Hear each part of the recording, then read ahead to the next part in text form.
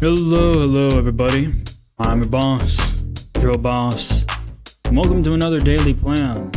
Stream got a bit delayed, forgot to hit go live there for a moment.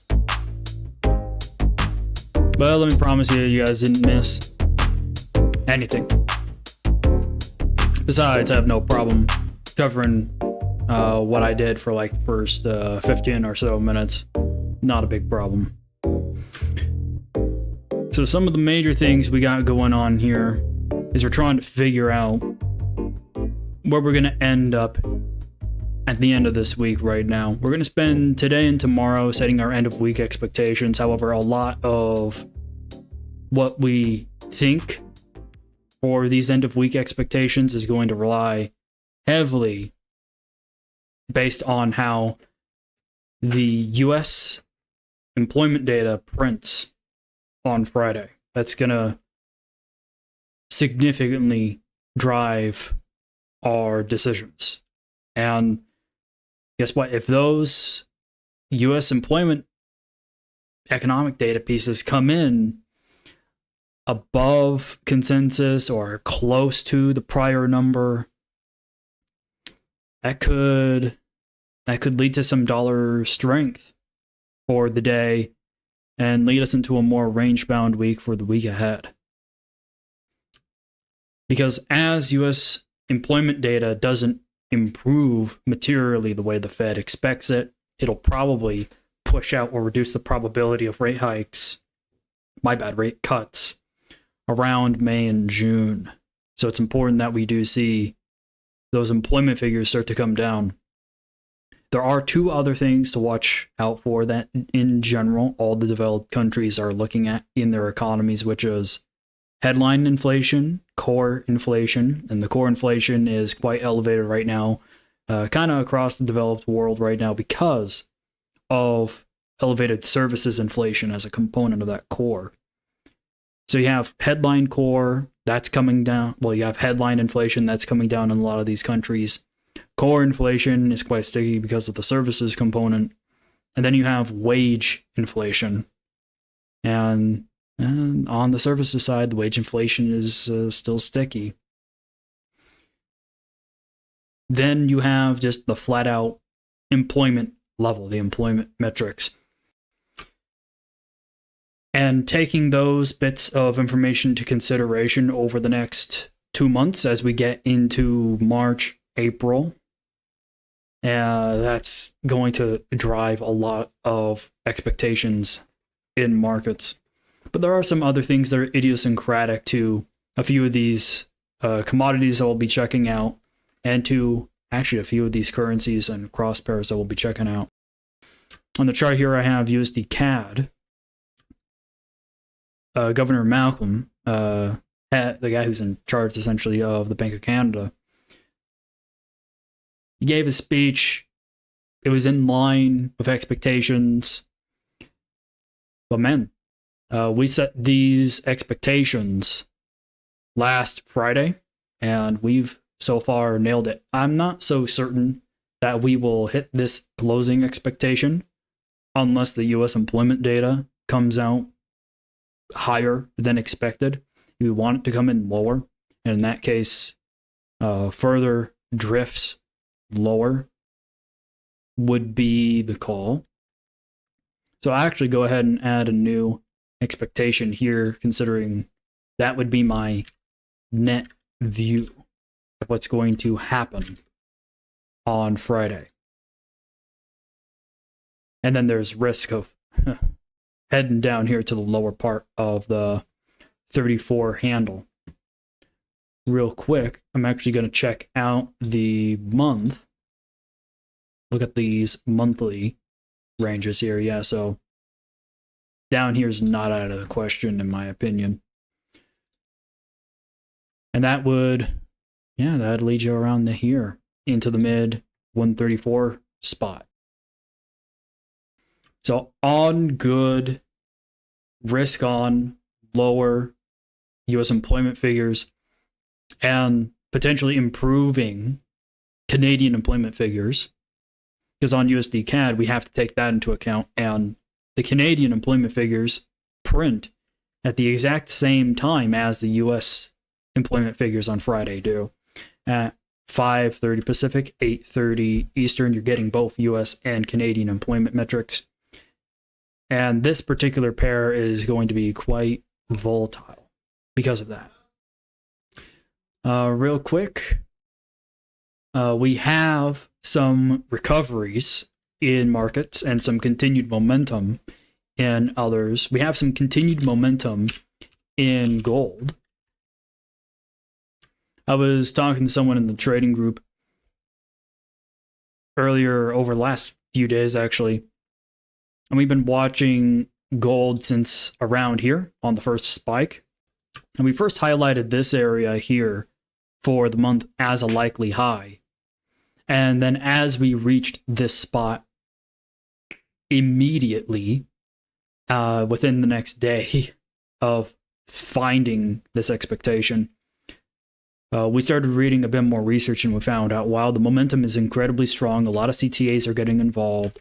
Central banks are building up their gold reserves. There's a lot of strong momentum behind gold. And so we had to zoom out and figure out, well, if this momentum holds, if this isn't the top for the month, what would be the next reasonable expectation of going higher?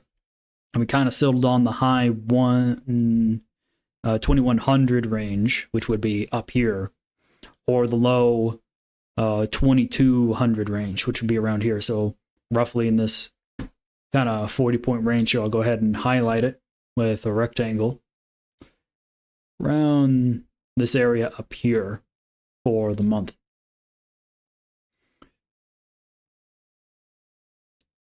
Something along these lines here, especially if NFP comes in lower. That'd be good expectations up here. But even then, there's still room of even going higher. Gold could have a particularly strong momentum run throughout the month of March. So the other one that I mentioned, more recoveries, is actually in Bitcoin.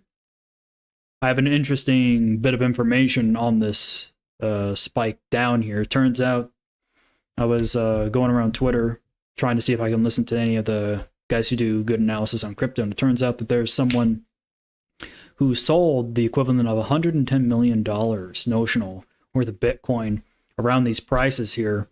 And he's been holding onto that Bitcoin. He had mined it back in 2010. The guy had been holding on to it for about 14 years. And he decided to sell it. I don't know if that was the best decision in the world when Bitcoin's breaking new all-time highs and likely to go higher on all the risk-on momentum that a lot of assets are seeing. But the guy definitely got a nice payday of $110 million out of it. And the market scooped it all up. Now, given all the inflow, I think there's like $250 million of inflow coming into these ETFs almost every day, if I recall correctly. So there's a lot of institutional momentum coming into buying Bitcoin. And as the price of Bitcoin goes higher and higher and higher, the enthusiasm and sentiment around higher Bitcoin prices also increases. So I would still expect going into the rest of this month higher Bitcoin prices still. Also, there's more speculation around Ethereum getting their ETF, around Litecoin getting an ETF. You can see recoveries from these spikes coming in the crypto sector, and especially strong recovery out of Ethereum. Wow. It's an even stronger recovery, technically, than Bitcoin had. So let's see, we covered the crypto, gold. There's one more commodity, which is oil. You can see it had a spike here. It actually looks quite similar to the S&P 500. Oh. Yes, here we go. You can see we have green day and a spike up here. Came back lower. Very similar to how crude looks here. Going forward, there's some interesting conversations around what direction oil is going to go. specifically around OPEC, whether or not they will continue holding on to their current production cut. I think of it's 4.4 million barrels a month. There's speculation around, well, if they cut, there's a PIMCO article actually that I posted in the commodities channel in the Planet Profit Discord. PIMCO said, hey, if OPEC cuts their cut, if they reduce their production cut to something like 2.2, if they cut it in half, 2.2 million barrels, oil could probably drop like $20 and we'll be trading back in the $60 handle, which would be quite a strong move.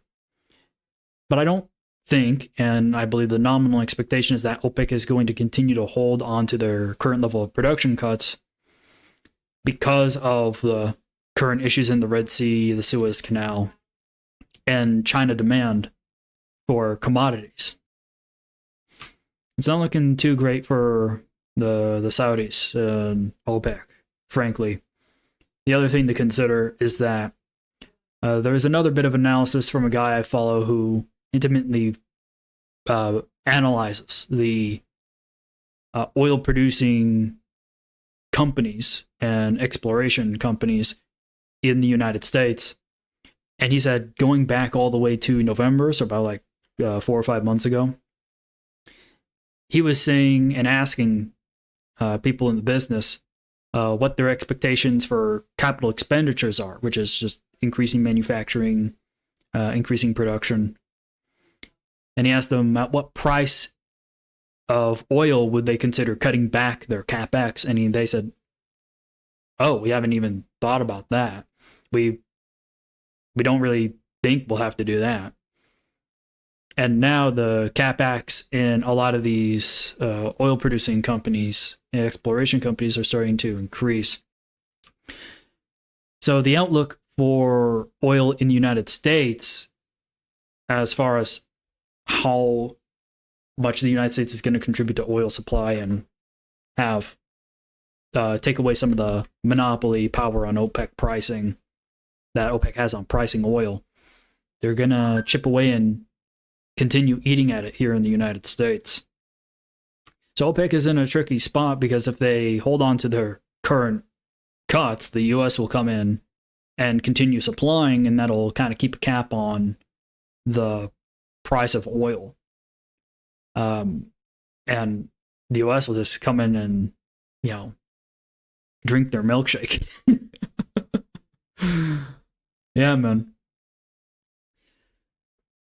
Going into the end of the week, though, I'm expecting a more sideways expectation still out of oil. Again, if the U.S. employment data comes in nominal, it's going to induce a recovery, which will probably be good for oil going into the end of this week. A bit of a positive drift in line with the expectation we set last Friday here on this green line. We can get into currencies now. Here's the DXY. We set expectations for lower prices. This was 2 days ago. This was last Friday. And so far, so good. We didn't get this move higher, but we did get these moves lower. And the move lower for today has exceeded expectations here, at least on the dollar. It's a bit hard to say whether or not we'll get this bounce into the end of the week unless US NFP comes in higher or at the prior NFP number. A lot is going to depend on that NFP for how the end of this week closes, because it's going to impact future expectations for the Fed rate path, and therefore potentially impact how other central banks adjust their rate path, depending on how reactive they are to the Fed's policy. So let's keep going down the line here. This was part of the stream that I didn't do live. Sucks, I know. But I said, hey, if we're setting end of week expectations into the close, I'd expect this to close somewhere in this 40-ish pip range here, essentially sideways. There is room for upside shoots into the 66 handle here on Aussie on lower NFP. So much relies on that lower NFP. But nominally, looking at the odds, I'm going to be setting a flat expectation going into the week here on Aussie. But then when you look into the following week, not just on Aussie, but also on the New Zealand dollar, there's more positive closing drift into the week ahead here. And we'll be going more in depth into week ahead expectations during the Friday stream for week ahead trade plans. And you can see here also New Zealand, a lot of closes above that central pivot, quite bullish. I do have more bullish expectations here on the Kiwi going into the end of the week. It probably makes sense to essentially do the same thing on Australia. But what I'm doing is just setting end of week expectations based off the nominal odds that I have available. And I see that there's a bit more upside risk potentially here, right? You have some of your closes here. This area here is still kind of vulnerable. It's definitely going to be dicey. It's definitely going to be spiky on that Friday. It'll be interesting to see how things play out tomorrow. Net, I think tomorrow's trading day is effectively going to be flat for a lot of these assets. For euro dollar, we updated our expectation. You can see here these lines here. If I could, I'll have to highlight them later. But we have 301. So these lines here were all labeled and drawn here at the end of last week. We started to follow this expectation quite well. We didn't get the downside, but ahead of this downside, we set more bullish expectations here on the 4th of March. We updated our expectations to be more bullish. And this is another expectation that I set for the close. So not necessarily flat is my expectation for the euro dollar, but more of a positive drift into the close. If I recall, yeah, see, there's a bit more room for upside on the high. Actually, I think on Australian dollar, we also tapped that high. On New Zealand dollar, we're now in a probability gap spot, so it makes me think we could see a bit more move there on Aussie, on New Zealand. If we check out the pound hit a likely high. However, if there's any more surprises or positive news, I'm still not too sure what would cause this, but I noted, hey, if we do get any more upside for whatever reason over the next 24 or so hours, any sort of good economic news out of the pound. The UK economy is hit quite hard right now, so good news can definitely have a disproportional effect on the pound. And if there's any even moderately good news in the UK economy, I would watch out for this 2790 threshold here, where you start going into these lower probability spaces and potentially reaching this spot here in the distribution as a sort of tail event on the week. I don't think that's terribly likely. I mean, we can go ahead and look here that you only go above that line about 34% of the time given any week. And most time you would actually expect this thing to pull lower from here. But again, given my expectations for NFP, for US employment, and that's the other side of this FX pair, pound dollar, so long those NFP numbers come in lower than the prior and close to the expected forecast of 180, it's going to drift higher. Next week's closes are also looking pretty good for a nominal bullish drift as well on the pound. So things are looking pretty good for risk on continuing into the week ahead. And we have quite a bit of uncertainty going into the close of this week. Again, it'll be kind of interesting to see how the next 24 hours develop. If we actually see this momentum continue in a lot of these risk on assets, or if we see a more sideways actioned trading day in anticipation of the higher volatility that could come in on the U.S. employment figures. Let's see here. We also have dollar yen. We missed on a lot of these expectations. These were week ahead and month ahead expectations that we set, and we didn't update these things. But the yield spreads definitely led into this pullback. The yield spreads got quite negative across the board quite early on, actually into the Friday of last week. And they've continued to hold on to these negative yield spreads. So as yields in the US fall and yields in Japan rise, that's going to make the bars here on the chart red and this dashboard print red. And I'm continuing to expect that we see more yield spreads moving in favor of the yen here, at least on the dollar yen pair. So I just set a continued drift lower into the close here, again, assuming that NFP prints as expected. And then there's some commentary from actually quite a lot of institutions about EuroCAD. A lot of institutions were talking about EuroCAD all throughout the latter half of February, and they're all sitting pretty on their positions. I'm more or less expecting a more nominal close here. However, at the same time as the US employment data comes out, we're also going to get the Canadian employment data. And if there's any improvement in the Canadian employment data, that's actually going to help rate cut expectations for the Canadian dollar.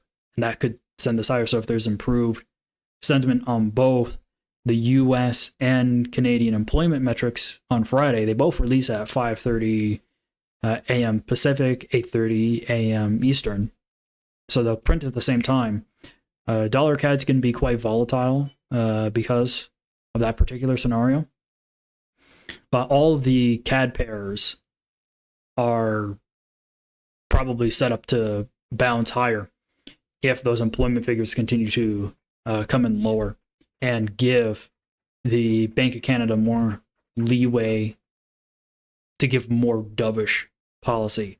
Otherwise, if they do come in more hawkish, if employment figures are flat or coming in higher, just like the US side of things, this expectation would actually be somewhere down here, because there's a lot of people who are just net along this thing for quite a while. You can actually see how the yield spreads they moved from negative here to neutral, and then they flipped to definitively positive for this entire uptrend here.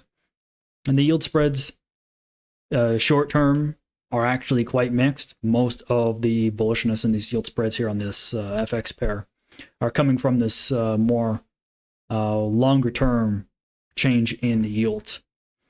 But if, again, Canadian unemployment, if it actually comes in,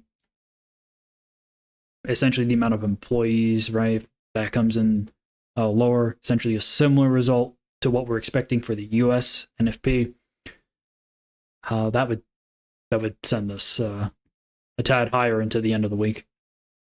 And then there's still more room for positive drift, sideways positive drift into the next week. A lot of these risk on assets look good going to the following week, and we'll set expectations for the week ahead on Friday. Tomorrow we have one more daily plan stream, and we're going to be focusing to begin reading research for the week ahead starting on Thursday, going into Friday, so we can try and set the best expectations we can into the week ahead. Because right now there's a lot of momentum and things that have been doing fairly poorly recently. Outside of a lot of things in the equity space, I think the equal weighted S&P is actually recovering somewhat. But the headline S&P, a lot of these headline major equity indices, even around the world, are just kind of scraping by at the moment. The macro data right now is king in a lot of these places because the market's shifting its priority to focusing on central bank policy. Now that all of the hype around, for example, the Magnificent Seven has kind of died off at this point. Now it's crypto and macro data essentially that's driving a lot of this momentum and hopefully into a soft landing for a lot of these countries. We'll follow along as we get more information. All right, I think that's everything. Did I cover gold yet? I believe I did. And crude, yeah, we covered crude. Okay. So tune in tomorrow. We'll see how next 24 hours develops. And then on Friday, we have the week ahead expectations where I'll be drawing a new set of week ahead lines. And we'll have US NFP printed by then. And we'll start potentially actually looking at monthly targets and if we've hit a few monthly targets or not by the time Friday comes, or if we're going to anticipate some monthly targets to hit sometime over the next week. It could be a pretty strong risk-on week ahead of us here. All right, you guys. I'll go ahead and say thank you guys for watching. It's a shorter stream than usual, but I guess I can say that I had a little bit of practice. Sometimes you just forget to hit go live. Is all. Sometimes you just forget to do that. But I didn't forget today. Still got the stream in, and just in time because I'm in a bit of a rush to get some other stuff done here in life. Alrighty, you guys. I'll go ahead and say thank you all for watching. And I'll see you all in a bit.